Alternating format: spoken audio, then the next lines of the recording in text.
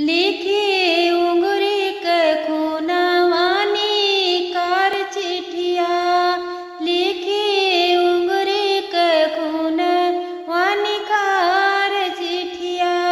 माए सहिया का तरफ से तुहार बेटिया, माए सहिया का तरफ से तुहार बेटिया।